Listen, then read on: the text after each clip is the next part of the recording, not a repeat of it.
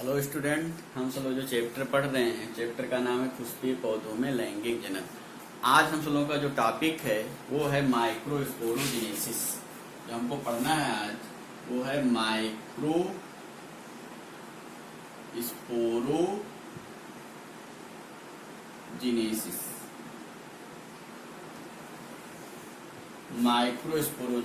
Microsporogenesis होता क्या है, किसे कहते हैं माइक्रोस्पोरोजेनेसिस।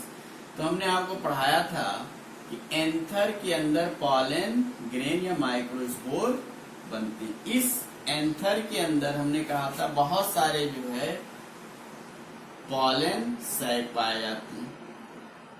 क्या पाए जाते हैं? Pollen sac. ये कनेक्टिव टिश्यू है, यहाँ पर पॉलन सैक है, ये मान लीजिए।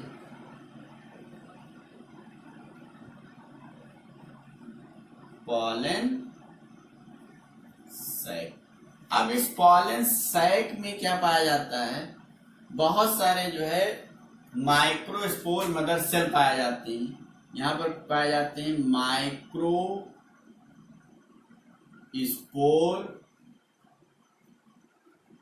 Mother cell. अब इस माइक्रोस्पोर मदर सेल में मियोसिस डिवीजन होता है और मियोसिस डिवीजन से क्या बनते हैं? माइक्रोस्पोर बनती है। माइक्रोस्पोर बनेंगे। कैसे माइक्रोस्पोर बनते हैं? टेट्राड माइक्रोस्पोर, टेट्राड स्टेज में होती है या अवस्था में होती है। जैसे देखिए, ये क्या है? माइक्रोस्पोर मदर सेल है। इनमें मियोसिस डिवीजन हुआ और मियोसिस डिवीजन के द्वारा जो है 4 माइक्रोस्पोर बनते हैं। ये आपस में क्या होते हैं? जुड़े होते हैं, 4 सेल होते हैं। इसलिए इसको हम क्या कहते हैं?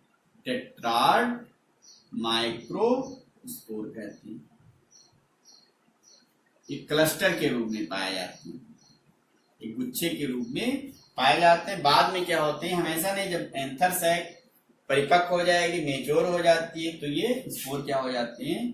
पृथक हो जाते हैं। ठीक है, तो माइक्रोस्पोरोजेनेसिस क्या है? माइक्रोस्पोर जेनेसिस का मतलब बनना। माइक्रोस्पोर का बनना क्या कहलाता है? माइक्रोस्पोरोजेनेसिस कहलाता है। माइक्रोस्पोरोजेनेसिस की घटना कहाँ होगी? ये एंथर सैक में पाई जाती है। तो बहुत सारे जो पॉलन सैक होते हैं उनमें क्या पाए जाते हैं? माइक्रोस्पोर मदर सेल पाए जाते हैं।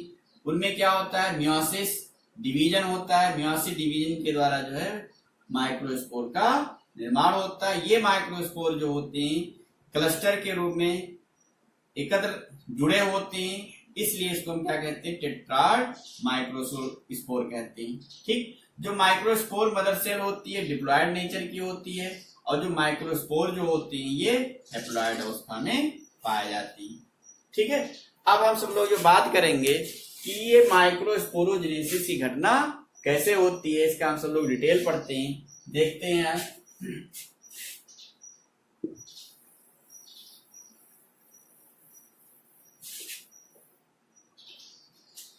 मान लीजिए ये एंथर है।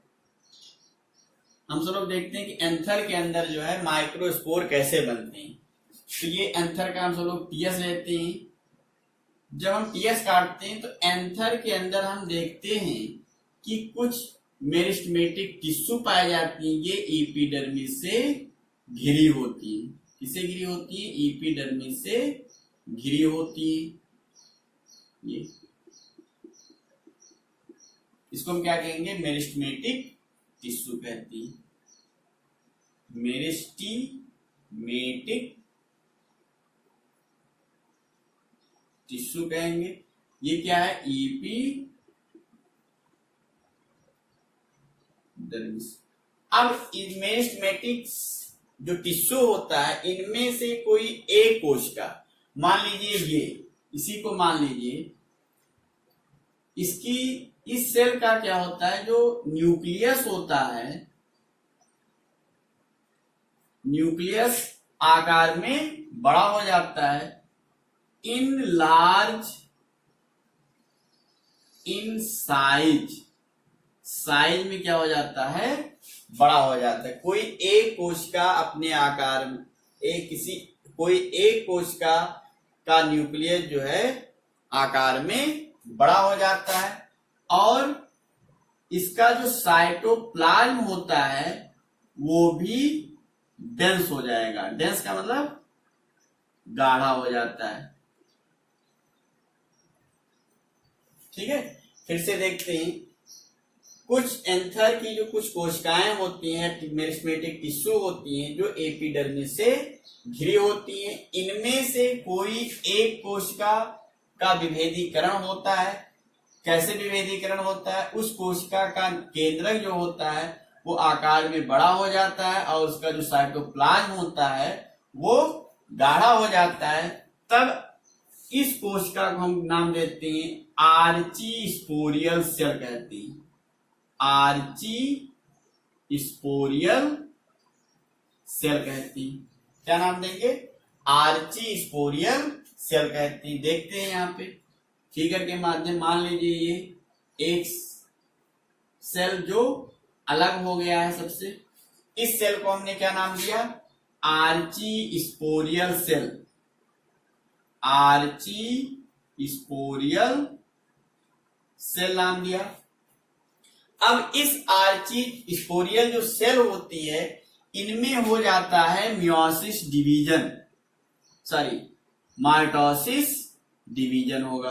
कौन सा डिवीजन होता है? माइटोसिस डिवीजन होगा। और माइटोसिस डिवीजन से दो सेल बनेंगे, एक बाहर की ओर बनता है, उस सेल को हम क्या कहते हैं?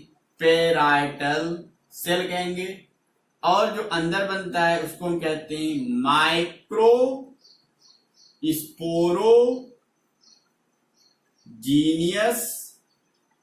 सेल कहते हैं। क्या नाम देंगे? बाहर होगा उसको हम सब लोग पेराइटल सेल कहते हैं, जो अंदर होगा उसको हम क्या कहेंगे? माइक्रो स्पोरोजीनियस सेल कहते हैं। ये देखिए,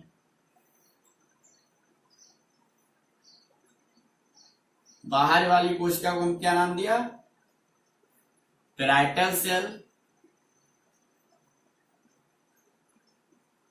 अंदर वाली कोशिका को हमने क्या नाम दिया? माइक्रो स्पोरोजीनियस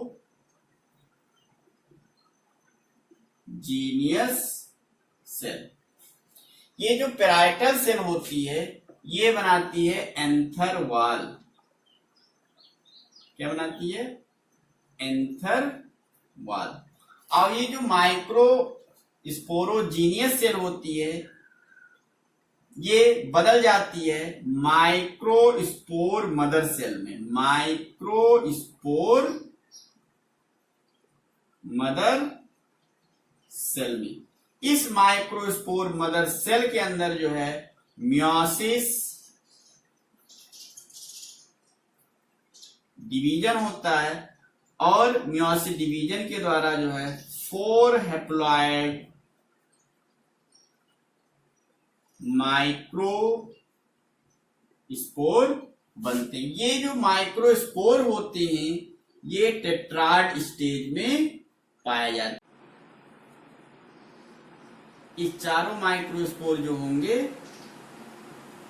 वो ऐसे होते हैं, आपस में जुड़े होते हैं, इसलिए इसको हम क्या कहते हैं? टेट्राड माइक्रोस्पोर कहते हैं। बाद में क्या होता है? ये सेपरेट हो जाते हैं। जब पॉलेंस एग परिपक्व होता है तो ये माइक्रोस्पोर जो होते हैं वो अलग हो जाते हैं।